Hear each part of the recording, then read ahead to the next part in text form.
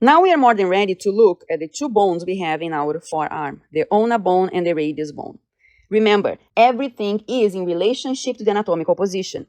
In anatomical position, the palms of our hands are facing anteriorly. Consequently, the thumb is always lateral. You remember the radius bone is always lateral because the thumb is the antenna for the radio. As a consequence, if the radius bone is always lateral, the ulnar bone must be medial.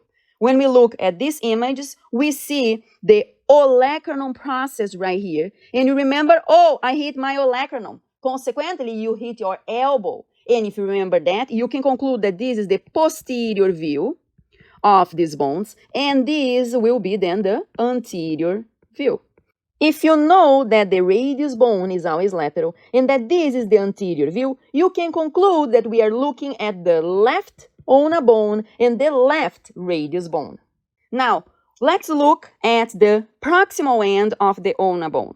Besides the olecranon process that we can see better in the posterior view, and we barely can see the olecranon process right there, but we can see it, not as big as in the posterior view.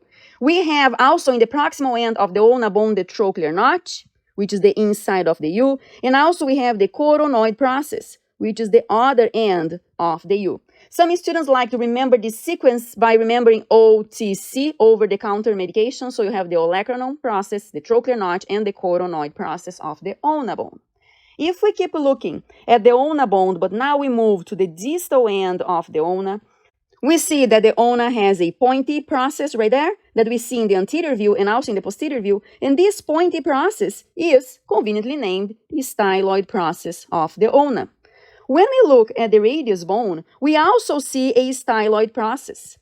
And the styloid process of the radius, together with the styloid process of the ulna, are the little bumps we feel in the lateral and medial aspect of our wrist.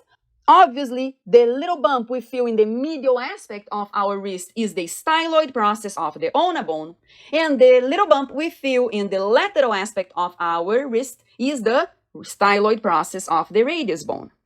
Now, let's go and look at the proximal end of the radius.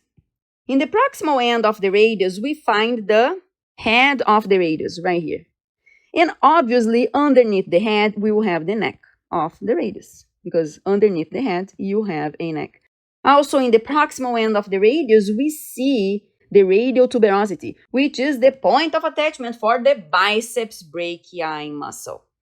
Another thing we see is that between the radius bone and the ulna bone, we have this interosseous membrane, which is a fibrous connective tissue that joins these two bones together.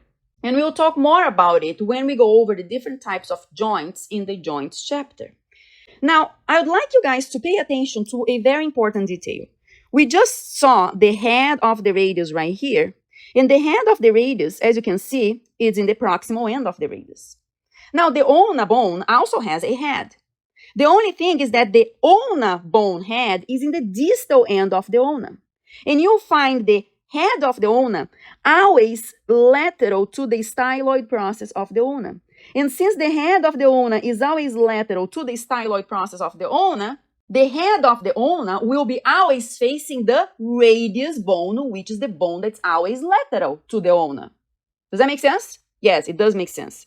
Now, this particular spot in the radius bone that receives the head of the ulna is a notch. And since this notch in the radius bone receives the head of the ulna, this notch in the radius bone is called ulnar notch of the radius. It is a notch in the radius bone that receives the head of the ulna.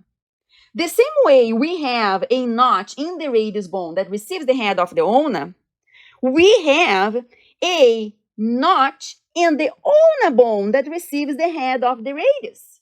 But that is in the proximal end, because the head of the radius is in the proximal end of the radius bone.